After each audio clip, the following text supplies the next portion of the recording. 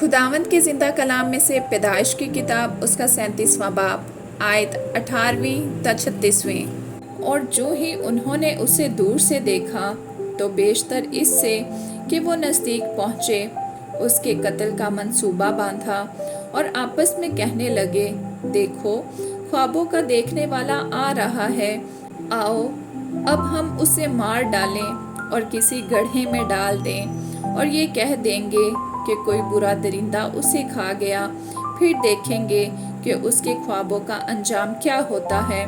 तब रॉबिन ने ये सुनकर उसे उनके हाथों से बचाया और कहा, हम उसकी जान ना लें। और रॉबिन ने उनसे ये भी कहा कि खून ना बहाओ, बल्कि उसे इस गड्ढे में जो बियाबान में है डाल दो, लेकिन उस पर हाथ ना उठाओ।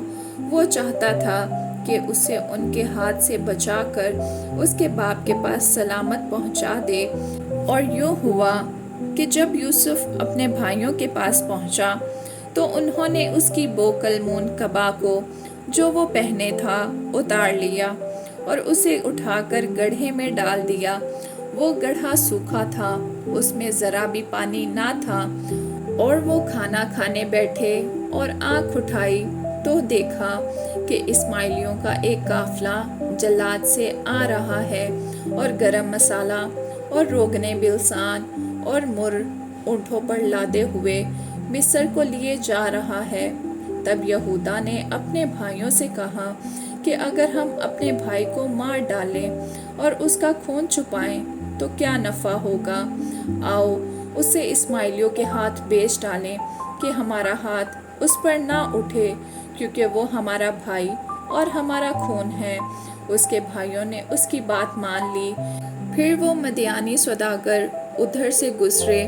तब उन्होंने यूसुफ को खींचकर गड्ढे से बाहर निकाला और उसे इस्माइलियों के हाथ 20 रुपए को बेच डाला और वो यूसुफ को मिस्र में ले गए।